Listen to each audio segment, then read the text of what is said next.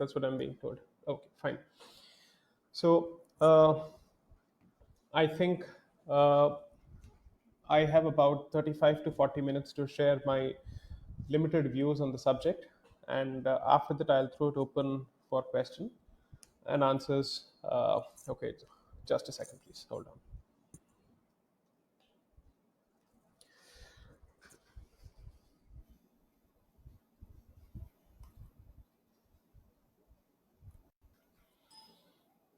Is the volume better now?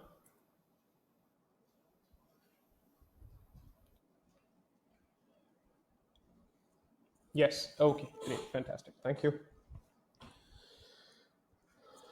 Okay, so uh, I was first asked to speak on Ambedkar's views on socialism, and I wanted a change of topic because I felt that given the controversy surrounding the CAA, the NRC, NPR, and the constant and never ending debate about the treatment of minorities in this country, it's important to address a few issues head on and with some degree of clarity without beating around the bush. So that's one of the reasons that I chose to actually focus on this particular subject, Dr. Ambedkar's views on Pakistan. Um, uh, and This was not meant to actually create a sensationalist topic or just create some controversy. I had a very specific intent and idea behind addressing this particular subject because Ambedkar's views on the two nation theory and on Pakistan, I think are going to become extremely relevant and they may occupy center stage as we go along, as perhaps we inch closer to the NRC, we inch closer to the NPR. So that's why I think it's very, very important to understand the person's views on, or rather, that great stalwart's views on this particular subject, because I see a lot of articles and I see a lot of debates where he's being hijacked for all the wrong reasons. I think it's possible for most people to try and hijack Dr. Ambedkar to push their own point of view. In effect, that would mean that he has said something which is of help and of value to most people on every side. And therefore, there is also enough to disagree with Dr. Ambedkar on several issues. Be that as it may, his views on Pakistan and his views on the two nation theory and his views on whether Hindus and Muslims could live in the same country as a single nation, as part of the same republic, I think they warrant mandatory reading. So that's why I chose this particular topic because in the course of addressing this particular issue, which is on the concept of Pakistan and whether it was to become a reality, Dr. Ambedkar addressed certain fundamental definitions of what constitutes a nation. In fact, I think I've addressed this with some level of detail as part of one of my talks delivered at the Ambedkar University in Gujarat under the topic, I think, recontextualization of history. And I think which was a talk delivered in 2018 or late 2017. I'm not sure of the exact year. But about 2 years ago, I delivered a talk on this particular issue. I'm trying to repackage that particular topic in a very specific way as far as Pakistan is concerned, because there I was generally speaking about history, and here I will be addressing the issue of Pakistan. And people may sometimes wonder why is it that Pakistan, which is one third the size of India, occupies so much of our mind space and attention, and whether India should just treat that country as a nuisance, and whether it must just treat it as an irritant and forget it and move on. I believe that it would be a fallacy, it would be a serious mistake on our part to ignore this particular problem, because I believe that the very foundations of Pakistan are based on India hatred and specifically Hindu hatred, which effectively means that whoever subscribes to the idea of Pakistan, regardless of which country or which geography they live in, effectively has the germ or seed of Hindu hatred as part of his mindset. And that is not good for the harmony of this country under any circumstances. Since, as on date, we are told that Hindus are about 80% of the Indian population. I don't know if that figure is still true, and I'd wait for the next census to tell me if we have come down to 75% or 76%. Be that as it may, even if you're 75%, I do believe that it is important to understand the foundations of this concept called Pakistan, this idea of Pakistan, and what is it built on, because it has a serious relevance and implication for us as a country. Uh, Let me be also candid on one or two fronts. I think a couple of disclaimers are warranted here. One, I don't speak as a historian. I merely speak as a student of history. And I believe that every decent student of law is as much a student of history and politics as he is a student of law, because it's impossible to look at the legal twists and turns and constitutional setup without any reference to history. And I think I've made this point ad nauseum, ad infinitum at multiple places, that it's important to understand history. So, in terms of references, I would request the members of the audience to make a note of the following books and perhaps try and understand what it means for current India and our policies and our approach to treatment of minorities, our approach to issues relating to immigration, illegal migration, citizenship, refugee status, and whatnot. I don't think we should trace the origins of this issue to 1947 or 1946 or the Lahore Resolution. Perhaps I think it makes it imperative to trace this entire thing to the partition of Bengal in 1905 by Lord Curzon, because I think the seeds of the concept of Pakistan and the reality of Pakistan were sown in 1905 and not in the 1940s or the 1930s. That's my reading. There's a decent chance that it may have existed even before. I am saying at the very least, the cutoff date must be pushed from 1947 or 1946 to 1905. That's where I think you must start looking at a significant amount of documents to understand what is the basis of this entire idea. Why did someone feel the need to secede from India and to create a separate country? What was the problem in living in a Hindu majority India? These are certain uncomfortable but certainly relevant questions that need to be asked and answered. Uh, so I'll try and use a couple of examples here, and perhaps you can tell me if those examples make sense, or if you believe that they don't make sense, you're welcome to raise it as part of your questions. So the one thing that Dr. Ambedkar does as part of his book Pakistan or Partition of India, which is a book which I fell in love with, not because it supports some of my views. He says a lot of things in that book which I certainly disagree with. Be that as it may, the clarity with which he presents his point of view forces you to do only one thing. You have no other option but to understand him. Whether you agree with him or not is entirely up to you. It depends on the filter that you've put in front of your eyes and the filter that you've grown in your brain and the ideology you subscribe to and your approach to facts, not points of view or opinions, but to facts, plain and simple facts, something that cannot be refuted, so to speak. And therefore, I think this book puts on stellar display Dr. Ambedkar's ability to write, articulate, and convince people of his point of view. In many ways, I think Dr. Ambedkar was way ahead of his time, and he actually predicted quite a few problems which I think India will face in the coming years. And I'm not sure if Dr. Ambedkar was predicting it or if he was merely extrapolating the circumstances that existed around his time to the future. So that I'm not sure of.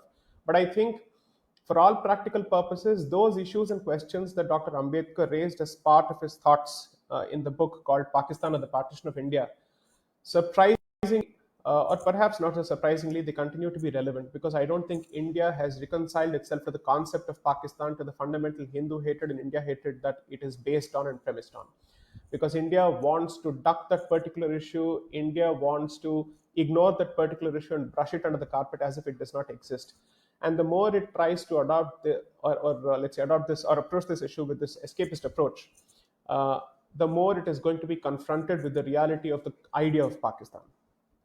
I think that's something that we must try and wrap our heads around with, and we must try and focus on that. Now, as part of his book, the one thing that Dr. Ambedkar starts off with, I think in the first few paragraphs or the first few chapters, is asking himself what is the definition of a nation, what constitutes a nation, what makes a nation. And he strikes a very clear and perhaps an obvious distinction between a nation and a country. A country is perhaps a landmass which gives you the field of work, but a nation effectively exists in the head, which is whether you think of yourself as one people, whether you worship the same set of people, are there any shared set of values that you as a people share and believe in and practice? Um, Unfortunately, Dr. Ambedkar arrives at the conclusion that it is foolhardy and perhaps stupid and ignorant on the part of Hindus to not accept the reality of Pakistan and the two nation theory, which is to say that he believed that uh, Hindus and Muslims, at least Muslims who wanted the state of Pakistan and Hindus, are not a single nation because they don't worship the same set of heroes. Their ideas of who is a hero, who is an invader, who is a savior, and who is not uh, are completely different, and not just different, they are at loggerheads with each other. The hero of one is the villain for the other. So let me give you perhaps a more provocative example to make this point. A lot of people believe that Aurangzeb was a wali for the Muslim community, which is to say someone who's seen as the defender of the faith, or the protector of the faith, or the preserver of the faith. Whereas, if you ask a good cross section of Hindus, they would certainly disagree with that point of view, because if he was a protector of faith, then effectively he pits his own faith against the Hindu faith and Hindus. If he was a protector of a faith which he himself had created and has no basis in the scripture of the faith itself, then it was his own fanaticism and bigotry which was put on stark display. So effectively, you see that there are any number of heroes worshipped by this particular cross section of people who subscribe to the idea of Pakistan, which pits them at loggerheads with the Hindu society.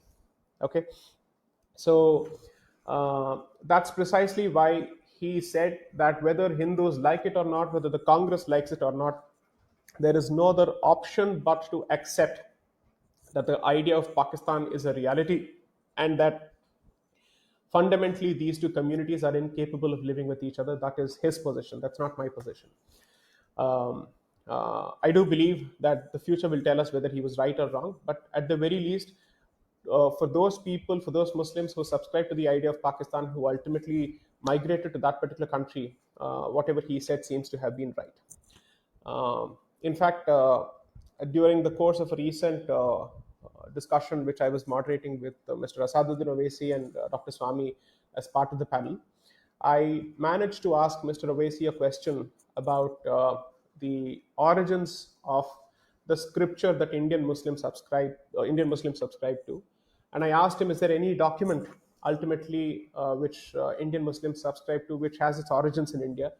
To which, yes, yes, of course, there is the Fatwa-e-Alamgiri, which is effectively uh, uh, the fatwa issued by Aurangzeb Alamgir, uh, interpreting Islam for practice and Sharia in action as far as India is concerned under his rule. And there are vast swathes of population both in Pakistan as well as in India who subscribe to Fatwa-e-Alamgiri. Now, if we believe that fundamentally Aurangzeb was a tyrant, independent of his religious opinions, then subscribing to his point of view is not good. I don't think it really helps the cause of harmony and social coexistence. But if Aurangzeb was merely being true to what he believed was the scripture and the religion, then that presents an even greater problem and a much more sensitive and delicate issue, and which may call for honest introspection and a huge community dialogue, wherein perhaps we may have to ask for reform of certain points of view and certain faith systems. This is an extremely uncomfortable issue, and which is why this has to be ultimately had under the broader umbrella of truth and reconciliation, which I speak of often. In fact, someone ended up asking me this question: do you really think that truth and reconciliation will have a positive impact in India? Now, whether it has a positive impact in India, it is always a positive, according to me, when the truth finally emerges and people are able to accept and confront facts and then decide what they wish to do with those facts. The emergence of truth, according to me, is always a positive, regardless of what the cost and what the price. So, this is where I think someone like Dr. Ambedkar, speaking with such clarity and with such prescience, is someone who must be read over and over again, not just to accept his views blindly, because I don't think even Dr. Ambedkar would have subscribed to the blind deification of himself that happens these days by anyone who calls himself an Ambedkarite. If you truly believe in the policy and, let's say, the principles and the values that Dr. Ambedkar subscribed to, then you must not deify him. You must not turn him into a god or an avatar. You must treat him as a human being, an exalted human being with a lot of positives, and perhaps as a mixed package. That's how I think you must see him. But is he relevant to modern India? Frankly, I still think he is. So, with respect to Pakistan, the one thing that Dr. Ambedkar also says, and this is perhaps the more sensitive aspect of the book, is that for India to protect itself from the traditional hostility that it has faced from its northwestern frontier on since time immemorial, it must ensure that it develops an army of its own with a lot more Hindus in the army and its armed forces. This is Dr. Ambedkar's statement as part of his book. By the way, it's not my statement, and I'm not paraphrasing or twisting or contorting his words. He says this exactly in the manner I'm saying, which is to say, or at least the spirit in which I'm putting it, which is to say that if India has to survive as an independent nation, one, it must have an army of its own. There, he clearly disagrees with the Gandhian approach, where he even questioned the relevance of an army, or even Nehruvian approach for that particular matter. Second, he is blunt in his point of view that the army that India puts together must be primarily an army of Hindus, and that Hindus must start sending their children to the army so that they can learn to wield the weapon. This is something that he says very, very starkly. So, why is this important? Is that contrary to Gandhian pacifism, uh, Dr. Ambedkar's very, very real and pragmatic view of the need for state power, of the need for an armed force, of the need for, let's say, sanctioned and justified use of force, not violence, is something that he subscribed to. Which is why, while Mr. Gandhi may be an idealist, and I don't think he was an idealist for that particular matter, there is not a better realist to be found than Dr. Ambedkar on this particular issue. And there's a decent chance that he was even more candid than Mr. Patel, Sardar Vallabhbhai Patel, on the issue of Pakistan. Because while Mr. Patel had his own views and was a man of his own mind, ultimately he had to bow down to the wishes of Mr. Gandhi. Uh, the best part of Dr. Ambedkar is his irreverence to Mr. Gandhi, which effectively allowed him to speak his mind regardless of the consequences and regardless of how unpopular it made him among his own people. So I think reading Dr. Ambedkar's views on Pakistan may end up giving a lot of people the confidence to speak unpopular truths, politically incorrect truths, but nevertheless uh, speak their mind independent of the consequences and independent of peer pressure. So this is something that I have strongly tried to imbibe from Dr. Ambedkar as a person. Uh, the other thing that Dr. Ambedkar also says is at some stage uh, we must accept the reality that the mindset that subscribes to the concept of Pakistan will never ever reconcile itself to the idea of living in a Hindu majority India, because it believes that it has ruled over this particular subcontinent for close to 800 years, whether or not that is the truth, but at least for a period of 800 years in the aggregate, if not for a continuous period of 800 years. And therefore, they would always proceed on the assumption that those people who have been treated as slaves and as second grade citizens cannot be allowed to rule them again. And that seems to be the point of view that Dr. Ambedkar captures with a lot of clarity. How is this relevant to modern India? Perhaps you must connect these points that Dr. Ambedkar presents with the statements frequently made by Asaduddin Owaisi as well as Akbaruddin Owaisi. Not the statements that they make before the English media, not the statements that they make before NDTV or national media, but the statements that they make in front of their home audience, either in Aurangabad or Adilabad or Charminar or any other place where they call these meetings as jalsas. And there you get to actually see the sense in which they say that this country belongs to us. They don't say that they belong to this country, they say that this country belongs to them. that has a very different connotation altogether. And if anybody were to read up on the history of the All India Majlis-e-Ittihad al-Muslimin as a party and its antecedents, what is it that they mean becomes very, very clear. I don't think it's a statement of patriotism, it's a statement of ownership of a very different nature altogether. Which is why it's surprising that, and in a way sad, that Dr. Ambedkar's opinions on these issues continue to be relevant.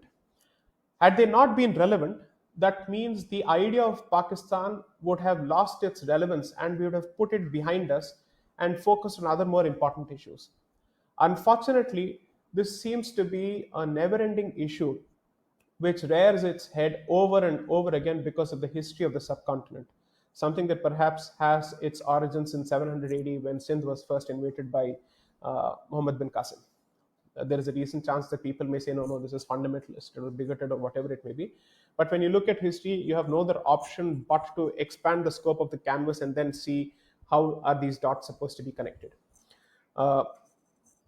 When I say this about Dr. Ambedkar's opinions, you must also realize that Dr. Ambedkar has to necessarily examine the theology of Islam to ask himself if there's a relationship between the basic principles of Islam and the two-nation theory, which was the foundation of the concept of Pakistan and which remains the foundation of the idea of Pakistan. There, Dr. Ambedkar has perhaps certain complimentary things to say about the fact that within its own system, Islam is perhaps egalitarian. But even then, I don't think that's entirely true, because there is a clear chain of hierarchy within the Ummah, so to speak. Because at the end of the day, the Arab Muslim occupies the highest position in the community, and then everybody else follows. Second is Dr. Ambedkar also says that the treatment of Muslims within the community and the treatment of non-Muslims or the interaction with non-Muslims are entirely different. And perhaps it has some basis or it has some connection to the idea of the two-nation theory. So effectively, Dr. Ambedkar, I think, doesn't mince words in making the statement that if these two people who have such very different notions of a nation, very different notions of the past, very different notions of the present, and very different notions of the future, if they live under the same roof, it is bound to lead to frequent bloodletting. It is bound to lead to frequent, let's say, civil wars, and that seems to be his prognosis. So I asked myself, assume for a moment if I were to present this point of view as an independent point of view, perhaps in a JNU or a Jamia or an Aligarh Muslim University or elsewhere, there's a decent chance that I may be branded a bigot or a fundamentalist. But why is it that these opinions of Dr. Ambedkar are not pointed out enough? Why is it that they are not showcased enough? Why is it that some people seem to be so uncomfortable when these points of view of Dr. Ambedkar are presented to them, or they're confronted with these ideas of Dr. Ambedkar? Then what does it do to the so-called Dalit Muslim unity is something that I'd certainly like to understand.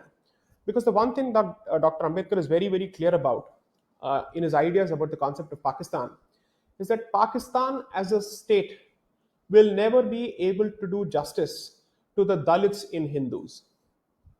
And he was very, very clear about the fact that the Dalits will be among the first people to be affected as a consequence of the two-nation theory if India were not to protect them, for the simple reason that in the point of view of, let's say, the Pakistani mindset, the Dalit Hindu is perhaps the lowest common denominator, and therefore he must be converted under any circumstances. And if he does not convert, he does not have a right to live. In fact, I think out of the three categories of Muslims that they have as part of their definition, one is the the Arab Muslim. The other is the convert to Islam from the so-called Savarnas of the Hindu community.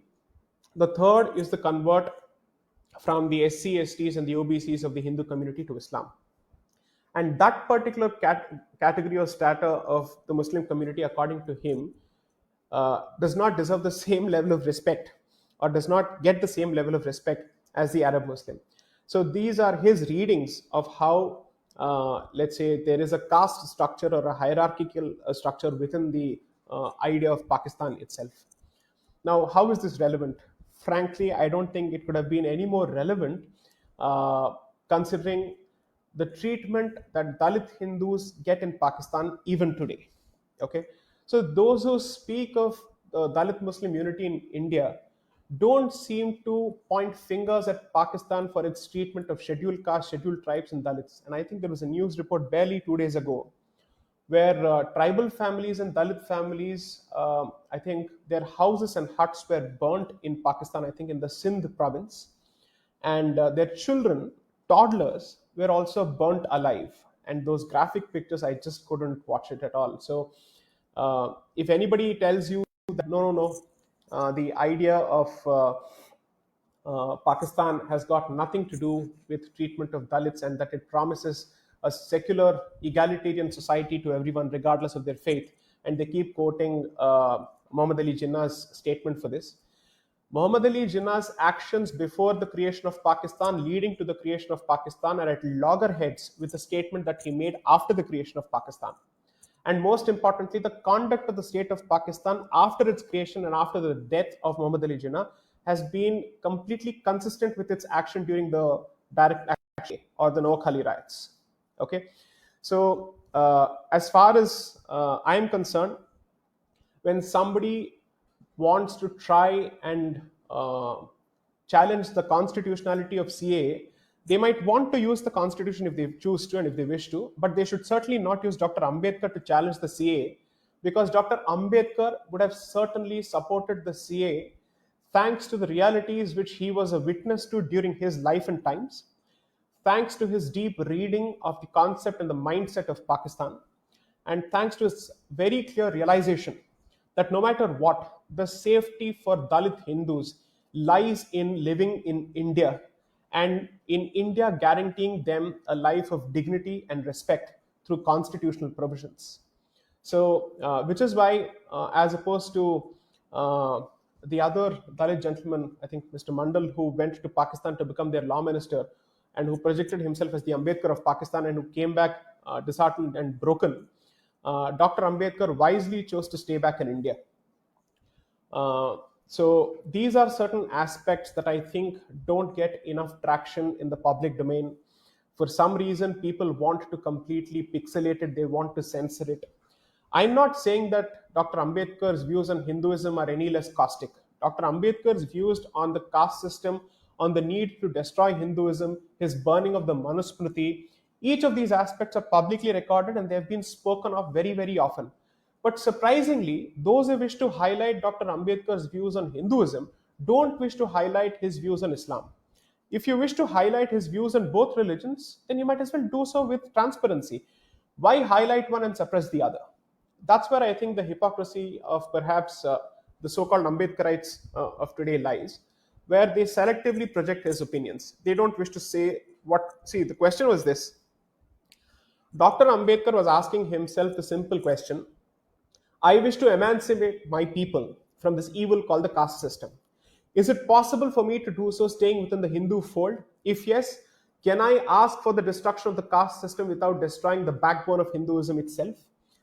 Second, if I cannot stay within this particular Varnashrama system, is there any other option outside of the Varnashrama system but within the Hindu fold to which I can migrate? Which is why ultimately he converted to Buddhism, which is conversion from one branch of Hinduism to another branch of Hinduism, as opposed to converting to any other faith outside the dharmic faiths. Okay, so while people may want to showcase his views on Hinduism, they will never be able to answer this question as to why Dr. Ambedkar never converted along with his followers to Islam or to Christianity. That's a question that they don't ask. They use him to whip Hinduism on a regular basis, but they don't ask themselves whether he followed up his criticism of Hinduism by converting entirely out of all branches of Hinduism and converting to a very different faith altogether. The answer is a no. Okay. Second, what is equally important is Dr. Ambedkar's views on Islam and Muslims as a body, as a community, perhaps must be taken with a pinch of salt. I'm not saying that he is entirely right or he is entirely wrong. But the one thing that must be drawn from his approach is the fearlessness in his speech, the fearlessness in his examination of facts, his political incorrectness, and his tendency to call a spade, because he had the exact opposite in Mr. Gandhi, who was willing to compromise on logic, facts, reason, and whatnot under the sun, and political realities and social realities and religious realities, all under the altar of what we know as Vasudhaiva Kutumbakam and God knows what not, Sarvadharma Sambhav and all that. Okay, you cannot have peace or brotherhood or harmony at the expense of the truth. You will need to speak the truth, you will need to confront it, and you will need to deal with it, and you'll have to find ways of addressing it, as opposed to behaving like an ostrich with your head buried in the sand. Okay, so I believe that's why Dr. Ambedkar's views in Pakistan are extremely relevant. I've tried to give you a flavor of the man, of his views in Pakistan, his views on Islam to some extent, and how they contrast with his views on Hinduism and the caste structure. There is enough and more material. Apart from reading Dr. Ambedkar's book on Pakistan or the partition of India, I think it's also important to read his book on the annihilation of caste. You should also read his book on communism, his writings on communism, and you must also read Mr. Arun Shori's criticism of Dr. Ambedkar, where he questions Dr. Ambedkar's role as part of the freedom movement. That's a different issue altogether.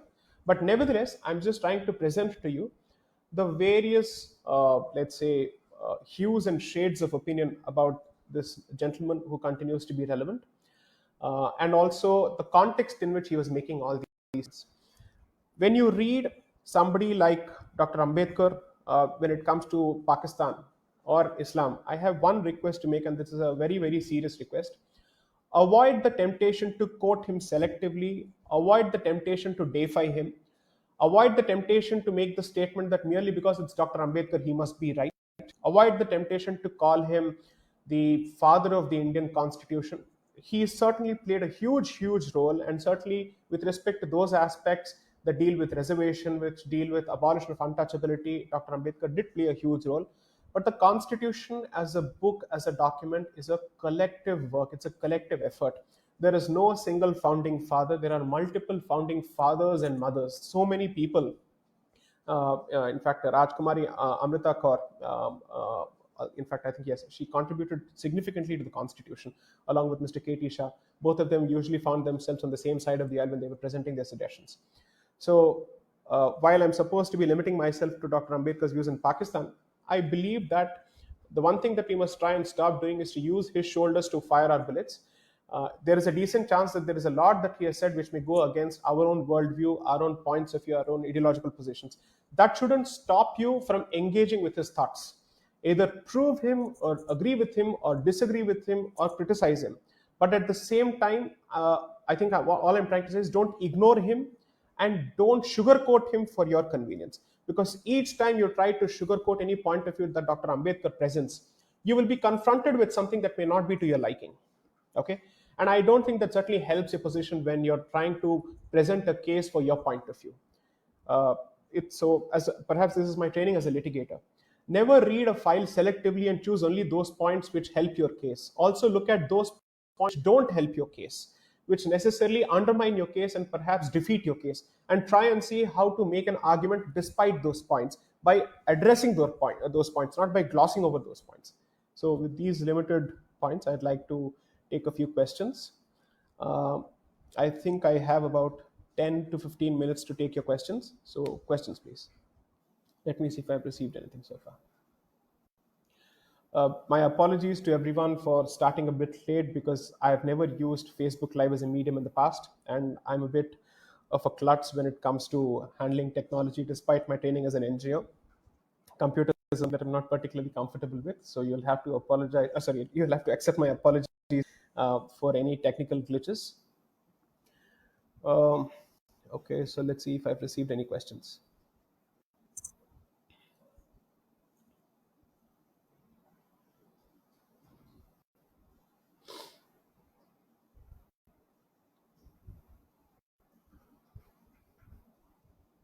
So, in which book Dr. Ambedkar mentions this? As I said, you should read Dr. Ambedkar's book called Pakistan or the Partition of India. Try and read that extensively.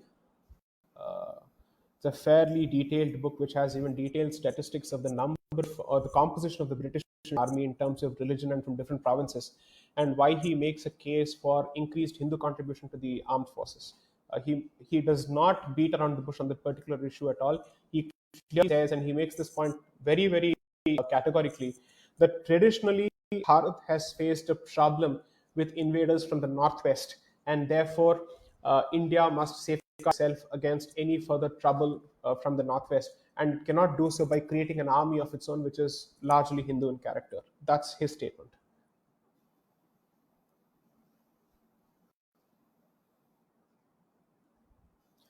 Oh, yes. So I've been told often about my speed. I try to bring it down to minus 1.5, but I typically go back to 1.5. That's something that I can't help. A Telegram group for people interested in it.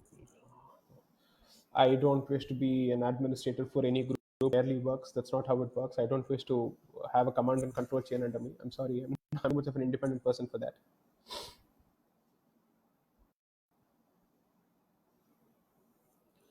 So I have a question here from Ms. Vanya Agarwal about how should Dr. Ambedkar's views be understood with respect to Hinduism.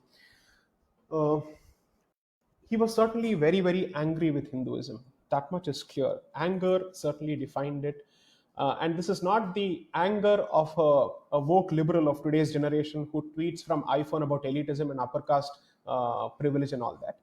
This was someone whose own personal experiences informed his anger to a significant extent. And that anger ultimately found its expression through the tools of knowledge that he acquired and the tools of articulation that he chose to equip himself with, and how he chose to present it in the form of political action, social action, and constitutional action. Now, there is a decent chance that Dr. Ambedkar died a disappointed Hindu, and perhaps that was the reason for his conversion. I do believe that there is a ground to be struck. Uh, while Dr. Ambedkar's views about the caste system may not be entirely correct, uh, the opposite reaction cannot be to justify everything that has been done so far. The opposite reaction should be to actually approach the issue with a bit more of honesty and a bit more of scholarship, and try and ask as to what is the actual basis of the caste system. See, currently, what happens in this is when you're looking for scholarly analysis, you will certainly look for some kind of records to try and understand the treatment of caste during the medieval period. Unfortunately, what most people don't realize is that you have lost a vast amount of literature thanks to all the plunder and loot by the mindless invader who went about destroying library after library because that idiot couldn't understand the value of books. Okay, so from Bakhtiyar Khilji to someone before him and people after him, while they were interested in the wealth that India had to offer in terms of material wealth, those bigoted idiots couldn't understand that the true wealth of India was its knowledge and its approach to knowledge and its value for knowledge. So they went about destroying everything. And some people who managed to take Zebra now claim credit for algebra in the numeral. It's not the Arabic numeral; it's the Hindu numeral at the end of the day. So there is a decent chance that any amount of research that you do will meet a wall of resistance or a wall of paucity of information because of destruction of information, destruction of knowledge. So that's one thing that you're going to be faced with. But there are still a lot of places in India which subscribe to the traditional approach to caste, and there are a lot of, let's say, Mathadipatis who are well versed with this idea and who've managed to preserve that knowledge. Perhaps you must ask them and then ask yourself, is it time to write a new Smriti for the current age, defining what the rules of certain caste are? Because unfortunately, whether we like it or not, we have not been able to give up our caste identity. In marriages, to every function, to every ceremony at home, ultimately, it's not just your religion action, it's also your caste in action. That is the reality of Hinduism, and I'm not being apologetic about it at all. I believe that every caste has the right to be proud of its heritage and its origins, and it has a right to be proud of its ancestors, which is why I believe that it was of a vertical structure and more of a horizontal structure, in the sense that every caste and every sect and subsect had its own defined roles, and the entire system was an organized society in that particular sense. But over a period of time, what happens is that people end up assuming that they occupy a certain position because they're special, and therefore they start looking down on others. That's human tendency. So that cycle continues. I don't think there is ever going to be a perfect system in this regard. Whether you call it a caste system, whether you call it a class system, whether you call it a privilege based system, whether you call it a meritocracy, or whatever it is, there is always going to be some kind of a food chain. There is very little that you can do about it, perhaps because that's the way nature operates. So, Vanya, that's my long answer to your short question. So the left are arguing that NRC will list out all. So even if they do, what is your point of view on this? See, I think I've answered this question on NRC and CA very, very clearly. And don't give too much of importance to what the left says. You're not going to convince them. You will never be able to persuade them. Their entire life, their entire goal in life to somehow find fault with Hinduism is somehow to find fault with the concept of a Hindu majority India. They're incorrigible on that particular front. The first question that you should ask yourself in your own head is, am I clear about what the NRC does, what the CAA does, what the NPR will do, and is it necessary? Does it take away the right of any Muslim who is otherwise an Indian Muslim, someone who is an Indian citizen? If the answer is a no, frankly, why do we get defensive about these things? More than anything, I don't think it's just knowledge. It's frankly an inability to uh, have conviction in your point of view. That's the one thing that I would certainly expect students and people who think that they're right or whatever it is to have some sense of conviction, not false conviction based on WhatsApp University, but conviction based on actual reading. In fact, recently I had a lot of people sending me questions about the PMNRF and PM cares. Sir, saying, sir, how do we defend this? Sir, how do we defend this? First of all, why do you need to feel why do you feel the need to defend everything that the government does? Second, it's an execution. Nobody on earth has been able to question the legality of PM cares, and still people wonder, no, no, no, but if there is a PMNRF, why not a PM cares? At the end of the day, if the system has worked and it has generated over 6,500 crores in less than a week, it has proven its worth. There ends the matter. You can ask for more accountability, you can ask for more transparency, you can ask for more probity. But on simple issues, I believe that people on our so-called side, they tend to get really, really scared. That's fundamentally a sign of lack of conviction. And that's fundamentally a sign of a deep-seated inferiority complex when it comes to the leftist ecosystem. Frankly, they're human beings, they are mortals, they bleed, and I've seen them bleed in public, in every public debate. So much so, let me even give you a blunt example. I had a public debate at Nalsar on the need for a nationwide NRC, and I think my opponents or the other panelists were Dr. Faizan Mustafa and Mr. Raman Wadood. The debate took place, I think, on the 15th of October 2019. And for a good 1 month or so, the video was not put out. And finally, after my repeated mails saying I came there on the single condition that the video needs to be put out, they finally put out the video. The comments to that particular video were made available almost until a month ago. If you go to the website, if you go to that particular video now, the comments have been turned off because the public was judging the quality of the debate and the points of view, and it was there for all to see as to who was making more sense. And so they conveniently turned it off. That is the conviction level of the people that I'm dealing with and the people I'm arguing against. So it doesn't take too much of an effort. It first of all takes plain and simple common sense, a bit of hard work to do your reading, a bit of independent thinking, and apply all of this when you argue. Think on your feet. That is something that I'm sick and tired of telling people on our side. Don't look up to someone and keep worshipping. It's not that difficult. These people are so hollowed out when it comes to their intellectualism that they have nothing to offer except for buzzwords. So please read.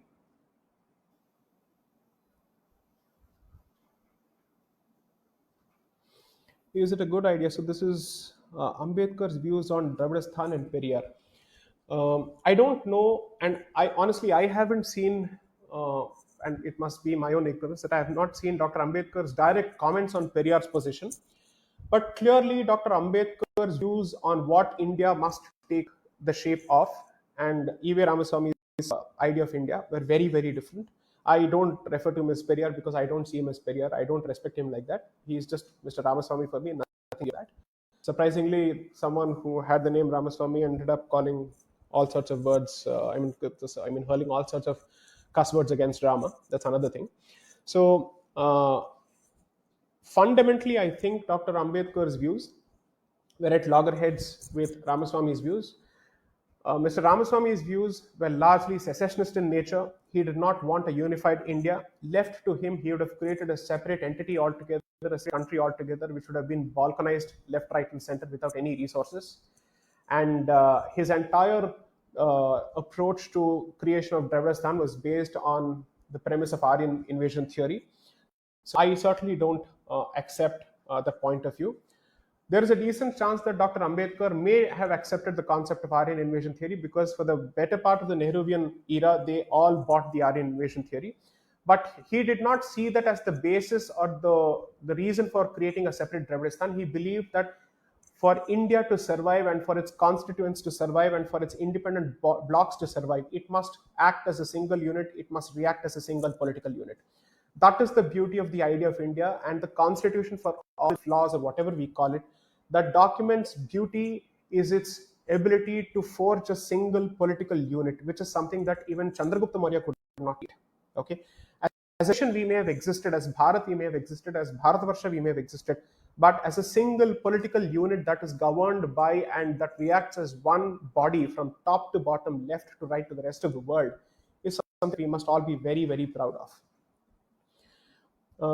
Is it a good idea to have a provision in the SC/ST Act to prohibit and make punishable forceful conversion of Dalits and SC/STs? I think that's a fairly innovative approach, where you're asking for conversion to be treated as an atrocity on SCs and STs. I think that's the way to go. But why just the SCs and STs? I believe that when you're addressing the question of conversion, why do you proceed on the basis that only SCs and STs are getting converted today? I can show you any number of Brahmins who are getting converted today because of money. Whether we like it or not, that's the reality. From the south, from the north, and all sorts of places in Punjab and whatnot. Okay, so don't take this approach to conversion where you believe that only the so-called uneducated and lower classes of the society are getting converted. I'm sorry, conversion as an activity, as a cancer, is eating into all parts in the society. That's something that we must realize. So if you want to address it on a broad basis, address it on a broad canvas with some level of conviction, because you already have a Supreme Court judgment that takes the position that fraudulent conversion, predatory conversion, is against social order, is against public harmony. Was Dr. Ambedkar in favor of exchange of population? Not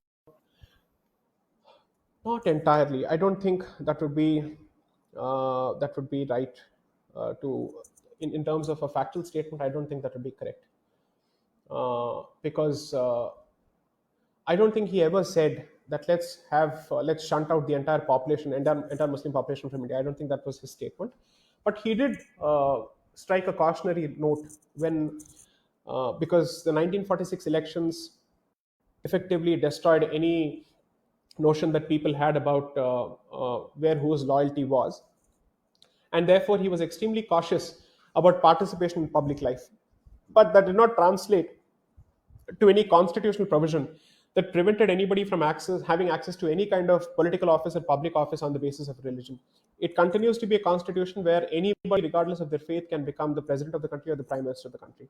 So I don't think that's entirely true. See, this is what I keep saying, that a lot of it comes from portals which don't do their reading, or it's all apocryphal. It's important to read it, because when you make these statements, you're imputing certain dangerous allegations to a historical humanity. So you need to be a bit more clear about it. What are the points? What are some points that you disagree with of Dr. Ambedkar? One is Dr. Ambedkar, his approach to Manusmriti is something that I'm not saying I disagree with it. I wish Dr. Ambedkar had undertaken a comparative analysis of 3 documents. Those who constantly lambast the Manusmriti have not undertaken a comparative analysis of the Manusmriti, the Old Testament, the New Testament, and Quran, to ask themselves whether the Manusmriti is worse off compared to the rest of the documents. If the answer is a no, and they constantly go after only Manusmriti and they keep mum on the other 3 documents or the other 4 documents, are they not being selectively, let's say, outrageous, or are they not targeting a certain document selectively? And if the answer is that no, it's only Manusmriti which is riddled with this kind of patriarchy and this kind of caste, I'd like to see some proof of it. And I'd also like to see some proof of the relevance of Manusmriti to the age that we live in. Because you see, at the end of the day, it's a Smriti. And Smritis evolve as we go along. So assume for a moment that the Smriti is every bit as bad as the others make it out to be. That was a point in the evolution of the Indian society, which is perhaps among the oldest society, and therefore it's a point in the evolution of human history itself, in human society itself. And therefore people were bound to learn as they went along. Okay. uh, Going by that logic, we must all use the dark ages and the crucifixions and the inquisitions of Christianity and its crusades to judge it even today, and we must judge it only through that particular lens. And surprisingly, it's not something that was relegated only to the early ages. That's a practice that continues even today. If you look at the treatment of non-Christians and non-Christian deities by some aggressive missionaries, so to speak, it continues to be as bad as it was in the Middle Ages. So it's big of them and mighty rich of them to sit and comment on Manusmriti and other things. And I don't think they have even done their reading. It's all borrowed reading. One genius would have actually written it without understanding Sanskrit or the circumstance in which the Manusmriti is applicable, and everybody else subsequently down the line would have they have scratched each other's back saying that yeah, you're right, you're right, you're right, and you're right. And therefore, it's not just a second-hand proposition; it's perhaps an nth-hand proposition that we're all reading. I don't think these people have done their reading on their own.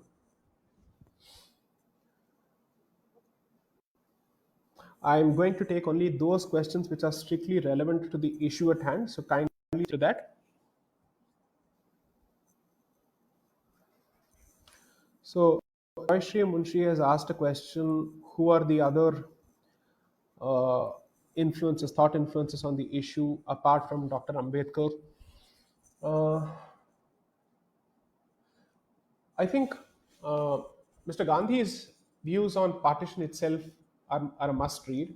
Okay, and the compromises that he was forced to make and the reasons for him making those compromises are very, very important. Uh, Apart from that, I don't think you should limit yourself to reading the points of view of those who opposed the two nation theory. It might even be enlightening and educative to read the opinions of everyone who supported the two nation theory from the Pakistan side. Because then all this sunny and rosy picture that we keep presenting of history, that suddenly after the midnight of 1947 people chose to be patriotic and Indian and loyal to India, we may want to revisit all those notions between, because I don't know how is it that within a fraction of, or let's say within a window of a few months, people can change their positions, especially after they have voted actively for a certain concept and an idea called Pakistan. Okay. So on 370, yes, this is something that I wanted to point out. I haven't seen any document which specifically throws light on the so-called statement that Dr. Ambedkar made on Article 370, which is to say that he will never support the idea of two constitutions and two flags and all that, except for Dr. Shama Prasad Mukherjee, who openly made those statements. I don't know in which document is this particular statement to be found. Uh, if somebody has found a first-hand resource that says that Dr. Ambedkar was opposed to Article 370, I'd like to learn from that person. Please share the document with me. I have not seen that, therefore I will not make that statement. Dr. Ambedkar never, Ekalavya, your question is how about forgetting our history? If you're a student of Ambedkar and if you listen to Dr. Ambedkar, he certainly would discourage any historical amnesia. He would say, learn from history, perhaps forgive, but never forget.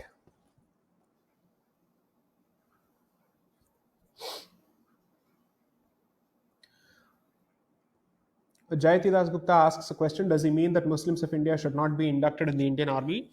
No, I think that's not what he said. He basically said that in the backdrop of the idea of Pakistan and with the specter of partition facing the country, to ensure that we are not ultimately caught unawares, India must create a largely Hindu army. That was a statement then. I'm not saying that statement is relevant today. I'm not making any of the statements. I'm saying that was his position then. And perhaps he was right, because during the 1948 war with Pakistan, uh, if you see a lot of Muslim commanders who ultimately joined Pakistan, before they joined Pakistan and fled to Pakistan, they killed their Indian commanders, they killed their Indian soldiers, they killed their non Muslim Hindu soldiers in the dead of the night in cold blood. There is enough literature on that as well. Okay. So, if it hurts a couple of sentiments, I don't care, because at the end of the day, these are facts. If facts hurt your sentiments, then you should have a problem with facts and not with me. Then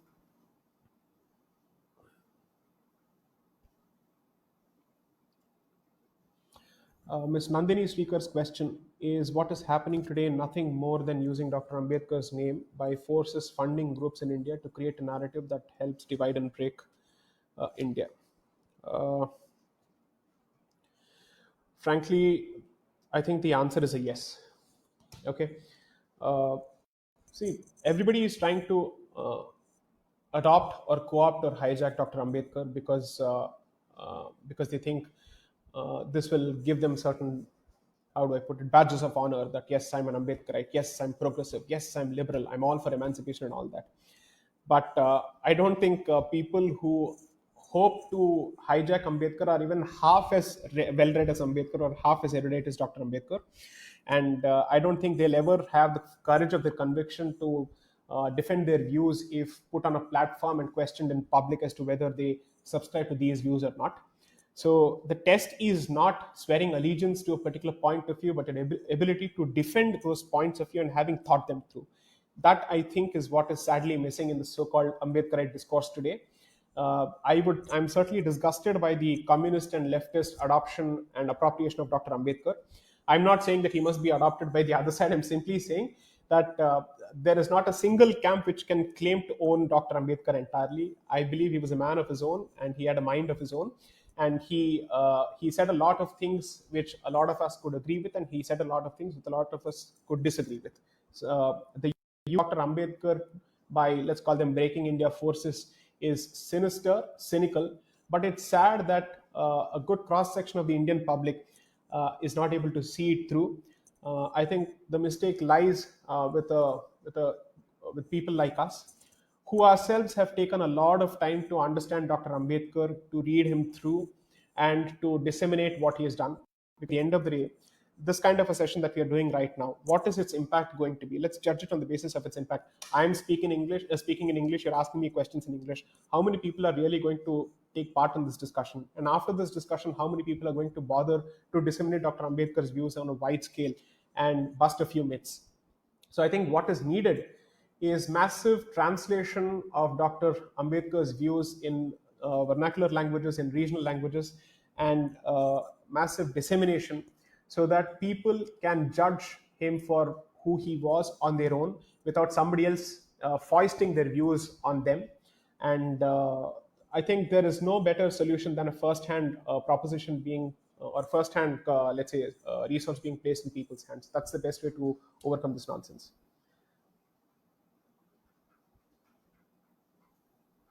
When your own book, it's time you should start writing. So the thing is, there's a saying in Tamil, which is எனக்கு தெரியும், which is to say, I know what my capabilities are and what my strengths are and what my weaknesses are.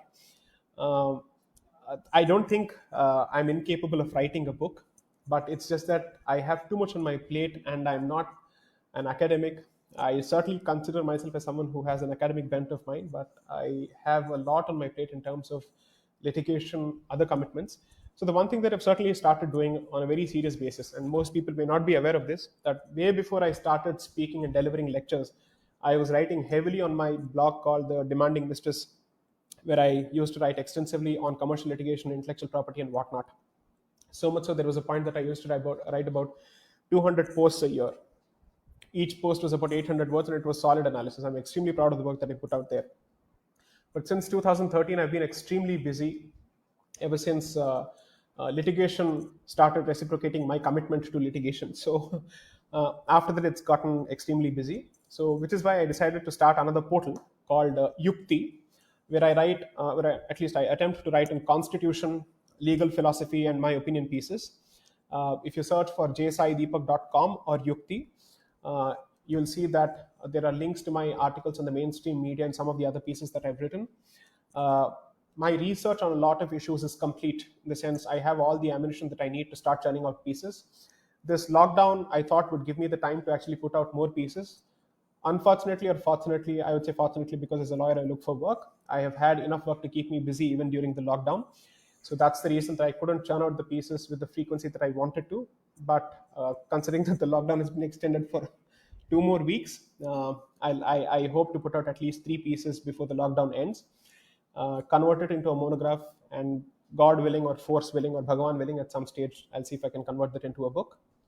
I already have put out the thesis of my book, my recent talk at Kshetrayanam, I think on the 21st of January, which was held in Chennai, where I basically posited that the Constitution is a dharmic document. I also wrote on the outlines of the particular topic, I think, in the Open magazine. So those interested can perhaps read that. And that, I think, will effectively form the foundation of the essential building block of my future book, if at all destiny has one in store for me.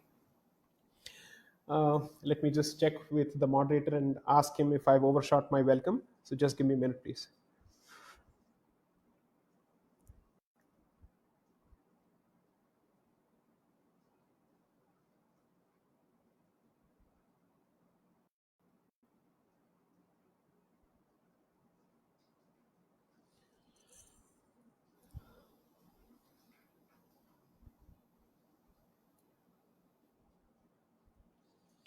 Abhishek Mishra. Okay, this is a question that I must respond to.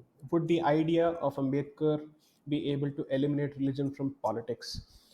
Uh, don't take this the wrong way. I don't know if this question was meant to be provocative or whatnot, but I think now you're opening the floodgates. So let me respond to it. This obsession of eliminating religion from public life is an obsession of the new convert who suddenly believes that he is the student of constitutional law, who suddenly believes that he is nothing but secular and that religion has no role to play and religion and reason are necessarily at loggerheads with each other.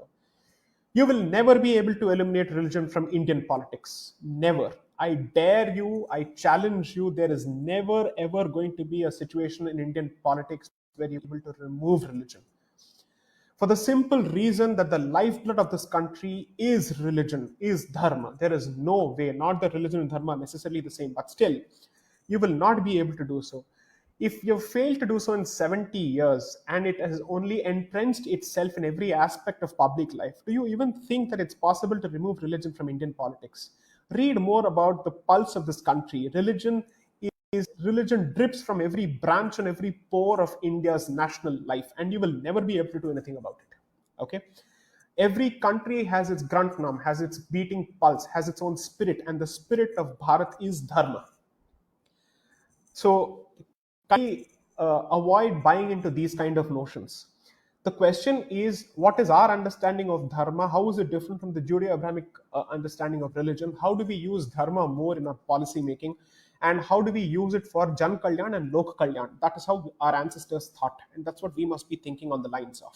Okay, Dr. Ambedkar would, for despite his education abroad, would have ultimately realized that there is no way that even he could have eliminated religion from politics. So that's not going to happen. If Dr. Ambedkar could not do it, I think we must all be very, very careful and cautious about what we're capable of and what you're not. Okay? So that's my very blunt answer. You're not going to be able to remove that under any circumstances. As long as we try and suppress one particular religion, especially the religion of this particular land, from participating in politics, and everybody else becomes much more expressive in expressing their religious views and imposing it on politics, obviously you're going to see a resurgence of dharmic politics. Take it from me, the next decade, at the very least, is the decade of religious politics, not just in this country, but across the world. It's not just an idea, it's not just a battle of religions, or it's not just a battle of civilizations. It's going to be a serious battle of value systems, it's going to be a serious battle of faith systems. Ultimately, it will lead to a reconciliation. But it would be extremely foolhardy and naive to assume that religion is out on its way from the political sphere. No, not happening at all. Whether it's good or bad, I'm not going to comment on it. But it's inevitable and it is indispensable, is my point of view. When are you going to collaborate with Rajiv Malhotra ji? I'll be a Rahul Dravid on that question and I'll do a well left on that. Okay. This is my response to Atharv Baghel. Okay. Uh,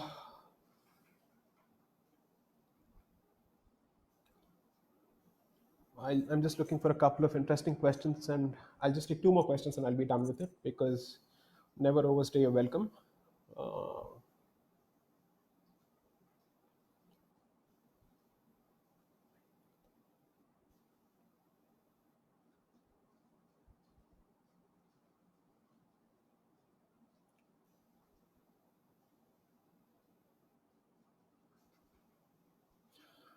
Kiran Ackerman, sir, how can an insecure Hindu come out of the fear of saying so-called political incorrectness and still defend himself from the left?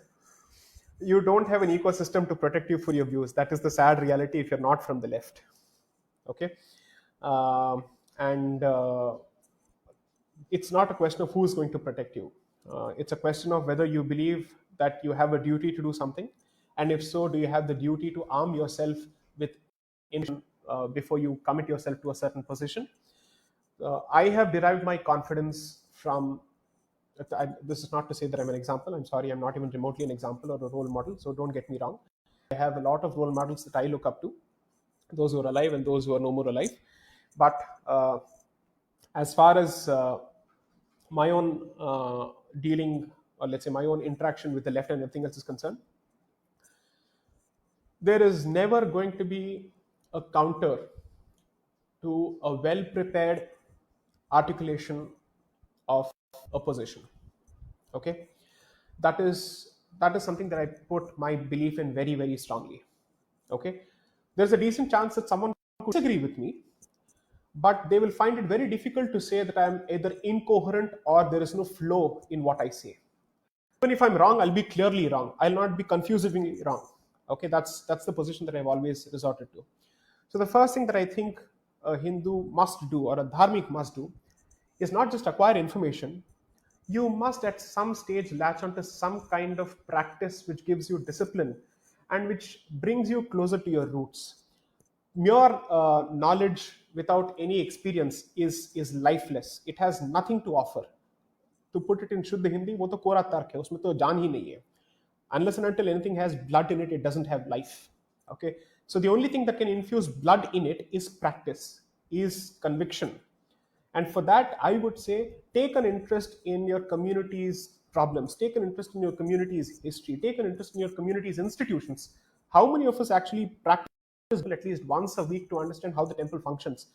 I mean आए दिन तो Facebook और Twitter पे इतने सारी गालियां देते रहते हैं मंदिरों के बारे में और बोलते रहते हैं कि नहीं नहीं इसके पास तो इतना धन है, वो है, ब्राह्मण सारे चोर हैं and all that.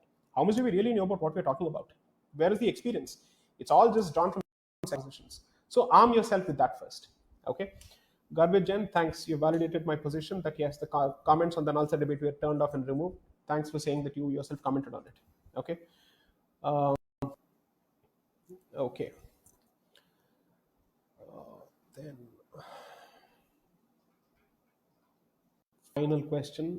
I think that will be the end of it.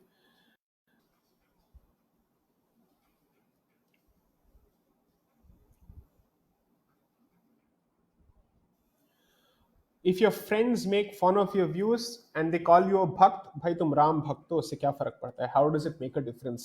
Why should it matter to you?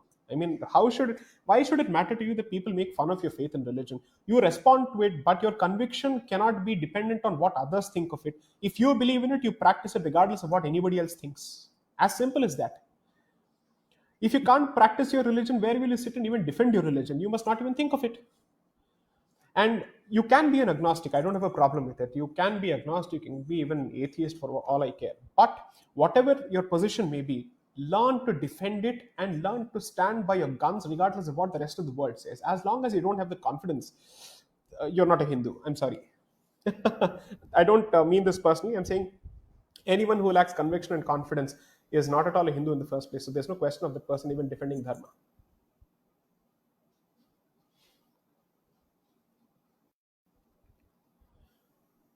Uh, I think I'm done with this session.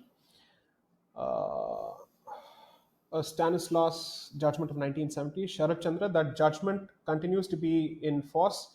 Uh, Organizations like the World Mission and all these Christian missionary outfits, which have a lot of foreign funding, actively write on their portals that they are finding and looking at ways of judicially reversing that particular position so that the right to convert becomes a fundamental right. Okay. Um, I think uh, I will have to sum up the the Sabha. I'll take one final question. What's so, Srivalli Vishwa, what's your opinion on the call to write off the Hindu, Sikh, Buddhist caste reservations and the same to be applied to those who convert to any religion? No, not happening. Uh, if you choose to convert out of Hinduism to any other faith, then you're effectively rejecting the Varnashrama system, so that you find greener pastures according to you, so that you find a life of dignity and respect. And if that's your position, then I'm sorry, the reservation cannot follow with you.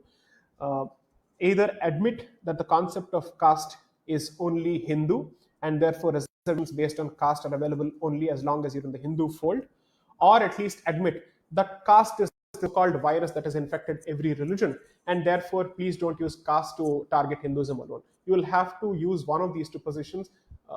दो नाव पे पैर रख के नहीं चल सकते. You can't straddle two boats. You'll have to take one position and stick to it. That's my response to that particular question. You can't question that hypocrisy, Kiran, because I don't think you've done enough reading. You have to do a lot more reading. At the very least, whatever your mother tongue may be, your native tongue may be, try and read books on Hinduism in your native tongue first before you switch to the anglicized versions, and that may give you more confidence. Okay. So I'll have to end it here. It's 6:15. I think we've had a good 1 hour. I thank everyone, including the organizers, Think India, and a lot of kind people for patiently listening to whatever I had to contribute. Comments, criticism, everything is welcome. I'll take it all with a pinch of salt, and whatever I can learn from, I will. Thank you. Thanks a lot.